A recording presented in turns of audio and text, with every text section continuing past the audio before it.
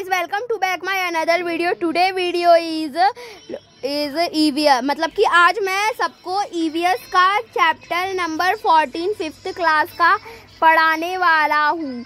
तो इस लेसन में पृथ्वी के भूचाल के बारे में पढ़ा जाता है। चैप्टर का नाम है व्हेन द अर्थ शुक। तो इसका ऐसे है अ बैड ड्रीम, एक बुरा सपना।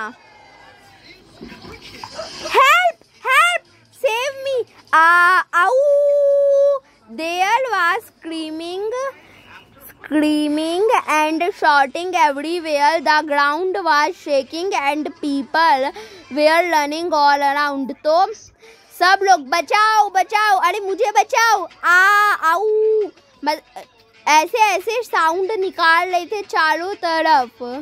पृथ्वी हिल रही थी, धड़क मटक बतक सालिहा, और सब व्यक्ति आजू बाजू भाग रहे थे। Screaming loudly I got up on hearing me my mother also woke up. मतलब कि जब अर्थक्वेक आ रहा होता है तब मैं मतलब कि अर्थक्वेक की आवाज़ सुन के मैं और मेरी माँ तभी जगते। अगर ऊपर का कमरा होता तब तो वो लोग सही में मरते। सोचो जरा। हाँ। She came running and held me tight. It was the same bad dream. मेरी मम्मी ने मुझे पकड़ा और बहुत तेजी से नीचे की ओर भागी। सेम बैड, ऐसा ही बैड ड्रीम इट हैज। इसको हुए ऐसे मतलब कि इस हादसे को हुए कुल 6 साल हो गए हैं।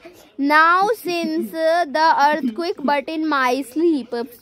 लेकिन अब भी अर्थक्वेक मेरे सपने में आता है। But in my sleep I still feel the earth shaking. जब भी मैं सोती हूँ ऐसा लगता है पृथ्वी हिल रही है। भाई बहुत भयानक चीज़ होती है अर्थक्वेक। मुझे किसी ने बताया था कि अर्थक्वेक में वो पूरी पृथ्वी हिल जाती है। व्लॉगर लोग तो अगर अर्थक्वेक में भी अपना कैमरा खोल के बैठ जाते होंगे। I am Jasma. मैं जस्मा नहीं, मेरा नाम आयुष है। तो जस्मा को काट के आयुष मतलब कि अपना नाम लिख दो। I am Jasma. हाँ, क्योंकि मैं वो सब नहीं लिखना चाहता था। आई लिव इन द कुछ एरिया ऑफ गुजरात। लेकिन मैं तो भोपाल नहीं बता सकता, नहीं तो तुम लोग घर में आओगे। हाँ। I was 11 year old. मेरा नाम चश्मा है और मैं गुजरात के कुछ गाँवों में रहती थी। जब मैं 11 साल की थी तब एक अर्थक्वेक का हादसा हुआ। यह बात है 26 जनवरी 2001 की। Everyone from the village, children and old people. मतलब कि पूरे गांव के लोग, बूढ़े लोग, जवान लोग, सब लोग हैड गैदर्ड इन द। सब लोग मेरे स्कूल के ग्राउंड में आ गए थे। Watch the parade on TV. Watch का दो मतलब होता है, एक हाथ में पहनने वाली घड़ी और एक टाइम देखने। हाँ, तो सब लोग देख रहे थे टीवी, क्योंकि गांव में ज़्यादा टीवी नहीं होते होंगे, इसलिए ग्राउंड में टीवी लगा दिया और सब लोग वो परेड देख रहे हैं। School to watch the parade. Suddenly the ground was shaking. People were scared and started running here and there. No one knew what was happening and what to do. There was total panic. हाँ, तो वैसे ही जैसे जब पृथ्वी हिली तो सब लोग डर गए। अब सब लोगों ने धीरे धीरे इधर उधर भागना चालू कर दिया। तो अब चलिए सेकंड पेज पे जाते हैं। In a few minutes our village was flat on the ground. All our things, clothes, pots, grains and food were trapped under the stones, mud and wood. हाँ, तो कुछ मिनटों में जो पूरा गांव था, गांव की जमीन, अरे हाँ, जो पूरा गांव था, जो गांव की जो ज़मीन थी ना, अरे मतलब कि जो इम्पोर्टेंट सामान होते इंसान के, कपड़े, घड़े, खाना पीना, ये सब पत्थरों के अंदर दब गए। पैसे भी दब गए होंगे तो। हाँ, पत्थरों के, कीचड़ों के और लकड़ियों के। From the fallen houses At that time, everywhere thought of two things to save the people. तो ऐसे स्थिति में सब लोगों ने केवल दो चीज़ें सोची कि दो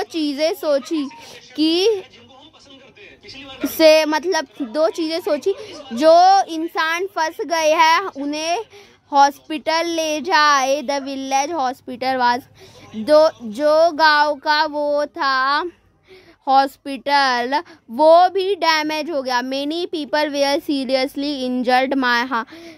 बहुत सारे लोगों को चोट लग गई। My leg also got fractured. The doctor treated people with the help of the villagers. जो मेरा